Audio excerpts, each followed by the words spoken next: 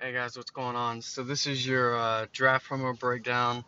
Um, so what I'm gonna do is I'm gonna go into the play now, and I'm gonna show you what you need to be doing to complete the promo and how to do it. So when you go into the play now, you're gonna see these four live events at the top. Basically, these blitz events. The stock one, I believe this is stock two, if it pops up, and then this one here is for um, the standout badges and players. So what you're going to do is basically to start, you're going to play each event once, okay? So play each event once. It's going to give you the two times each badge at the end for the first win pack for each. Now down here, this number is your draft prospect number, okay? So if you click on it, as you see, it's 290 points for me now. I've already completed it. So you go over here to your achievements, and to get top 10, you have to get 80 to start. So I don't remember how many I got for completing each one once, but complete them once, and then you can spam the first event. And as your draft stock moves up, you can go over and you're going to be become a top 10 prospect, a top 5, and then a number 1. So as you move up, you're going to have to go back and play this prospect event once each time to unlock the next time, the next level. So basically, you're going to go through and do that. And once you get to the number 1 prospect, then you can spam the very last event using your stamina.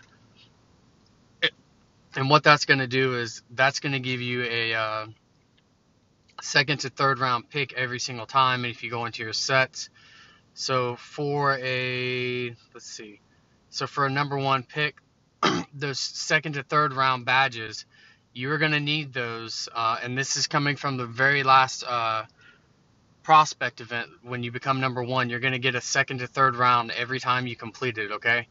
So if you're going for number 1 overall draft picks or any draft picks in particular, you're going to need to do those to get those. And then obviously you're going to have the certain pick and then a 90 overall to get it. So let's see, if you go over like number 6. So, like number 6 is 85 overall, is an 8 to 10 badge, and so on. So if you're actually going for the draft picks, that's what you need to do. And obviously the draft picks, even these guys right here, you're going to have to exchange the draft picks for these guys to unlock Aaron Donald. So if you want Donald, that's the fastest way to get him. Obviously, when the night of the draft, when all of these unlock, because you're gonna have to have these picks done, or at least save up for him. Because I believe Donald, you have to do. Let me see. Yeah, so the first through 4, so 1, 2, 3, and 4 are the ones you're gonna have to complete, and you're gonna have to do those by doing these. Obviously, depending on the players, number 4 is pretty cheap to do. Number 3, 2, and number 2. Number 1's really the only one, and he's probably going to be a quarterback. So to get those pick badges, or you can do, that one's not really a good deal. Even these right here, to exchange the players and stuff, those aren't really great.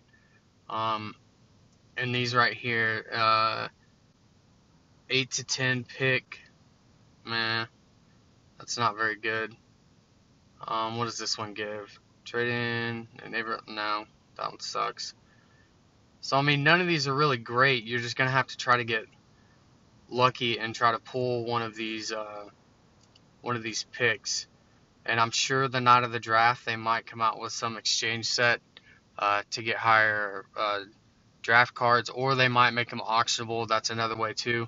But that last blitz event on the top right is going to be for your standout players. So if you spam that one and you're going for the standout players, they're going to give you a draft standout badge at the end of each event.